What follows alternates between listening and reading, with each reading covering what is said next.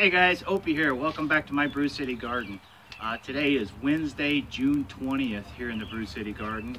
And I got a couple things I want to take care of. I've been talking about planting this chard, doing this great chard experiment for a few weeks now, and it just hasn't come together. Either the timing hasn't been right, or the weather hasn't been right, or the mushrooms have been in my way. The mushrooms are still there.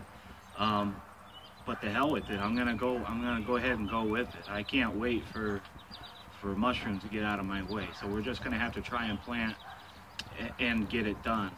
Another thing I want to do today is go back and add an all-purpose fertilizer to the straw bales. I'm starting to notice that the new growth has a much lighter, brighter green color to it, which indicates to me that it could use some nitrogen, which makes sense because we've had so much rain over the course of the last 6 to 8 weeks that, yeah, I could definitely see where the majority of that fertilizer has been washed through the bales. So that's fine, we'll go back and do that today. Another thing I've noticed is some what appears to be a magnesium deficiency. So what I'm going to do is around the tomatoes and a couple of other different plants that I noticed this what looks like the deficiency developing, I'm going to add a tablespoon of Epsom salts around the base of each plant. And what that's going to do is just give a quick shot of that magnesium back to the plant, and that really should help spark some new growth.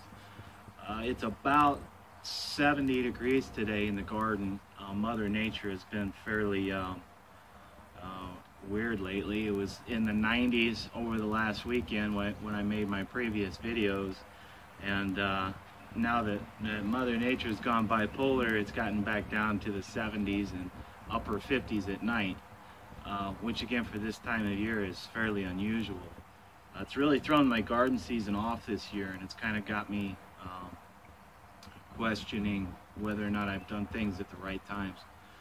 But you know, it just happens that way. You know, every year is not going to go your way.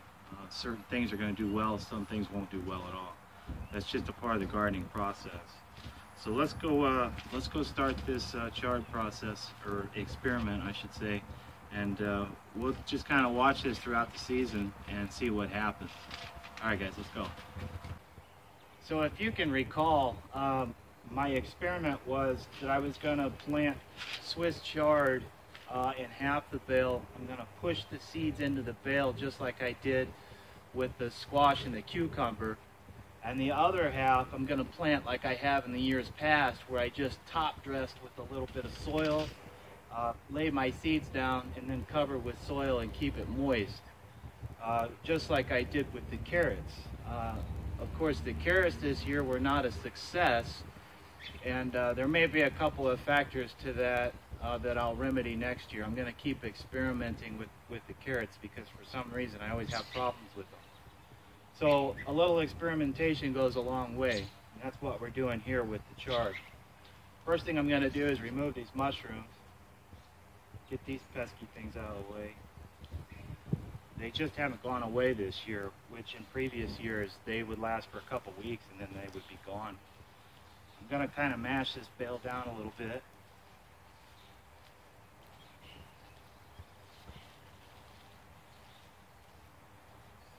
Tighten it up slightly and move my irrigation out of the way here. So I think on this half of the bale I'll use a soil base and top dress like I have before, and on this side of the bale I'll just push the seeds down and we'll see what happens. Another thing I want to do differently this year is I'm going to use the certified compost that I got from the yard the other day, and you can go back and check out the video I made on that a couple of days ago. It's fairly informative as far as you might want to take a look around in your area, because you're never sure what's available to you. So I'm going to use this compost, and the reason I want to use this over the peat base mix that I was using before is peat tends to dry out very quickly. It tends to wick out the water over the course of hours, versus the compost that can hold water for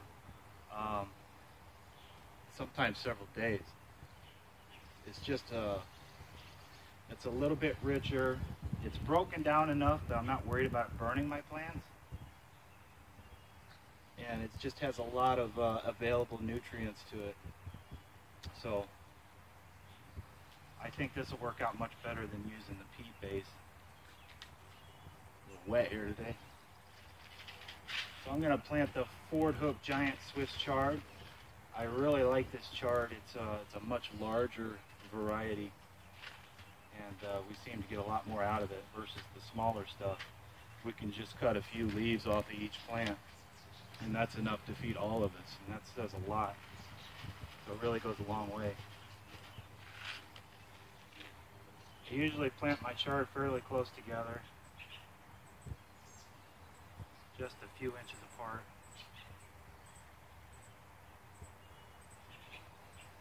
And use the cut and come again method for harvesting. Now that I've got this chard laid out, it's approximately 1 to 2 inch spacing. So I've got it I'm sowing it fairly heavy here. We're going to go back and just cover those seeds with more of the certified compost.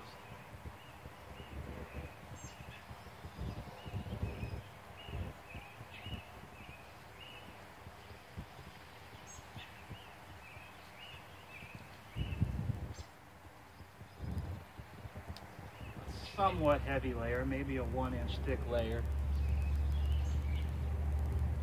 And then I'm going to firm that in just to make sure there's good contact of the seeds with the soil or the compost. Okay, so now we've got that out of the way. What I want to do on this side of the bale is actually push the seeds in about to the length of my knuckle here. That should get them right in that moisture layer.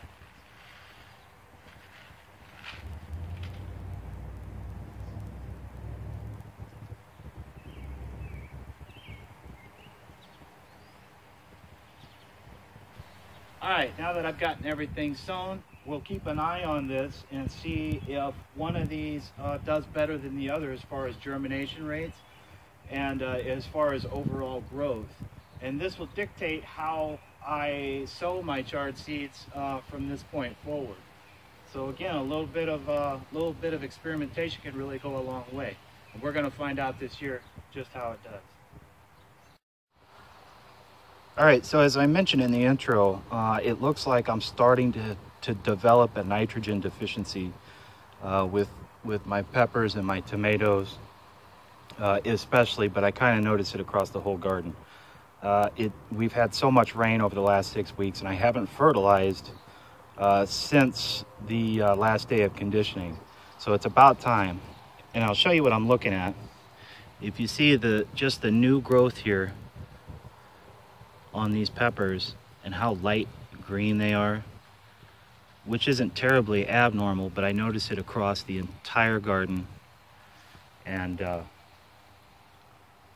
I think it's time to get some all-purpose fertilizer back on these bales, as they do tend to leach fertilizer a lot quicker than a traditional garden would. So I'm going to go ahead and put about between 1/4 and 1/2 cup of all-purpose fertilizer granules across the tops of all the bales that are planted now.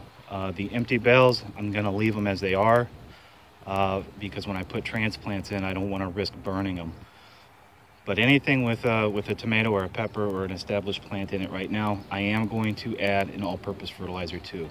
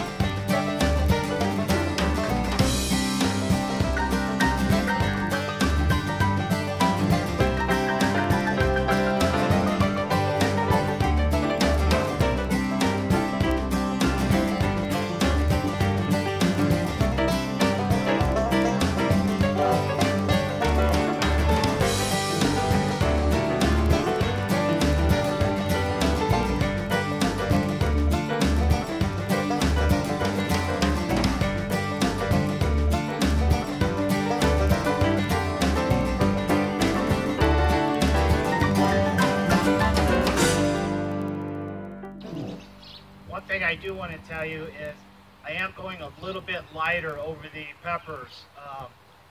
Peppers aren't really terribly heavy feeders, and if you give them too much nitrogen, you'll get a lot of foliage, but you won't get a lot of fruit. So I am going a little bit lighter around the peppers, even though they are starting to develop a deficiency. They really don't need that much more nitrogen to perk up.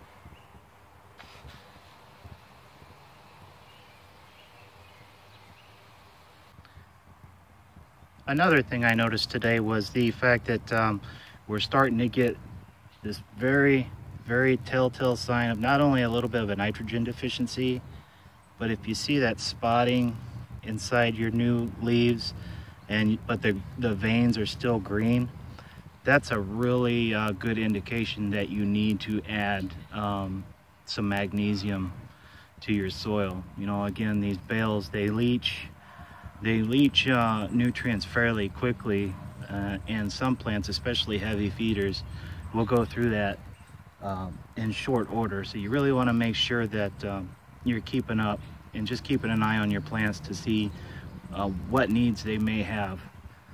This is definitely a magnesium deficiency. There's no question about it. So what I'm going to do is go ahead and add 1 tablespoon of Epsom salts, which can be found pretty much in any grocery store, Walmart, anywhere you're shopping. It's fairly cheap, and it's a very fast-acting form of magnesium. So I'll add 1 tablespoon around the base of all of these plants today, because if these guys need it, chances are everything else needs it too. So what I'm using here today is just a multi-purpose Epsom salt. I probably got this from Walgreens or Walmart or someplace. I don't even remember. A big bag like this will last probably a couple of years, depending on the size of your garden and what your needs are. You know, this is just the regular stuff you find in the pharmacy, and you really don't have to worry about it burning your plants. So it can actually touch the plant if you need it to. You can make a foliar spray out of it if you need to. It's just really easy to use. I wouldn't overdo it several times throughout the season, as the salts can build up in the soil and start causing pH problems. But otherwise, it's really handy stuff to have in the garden.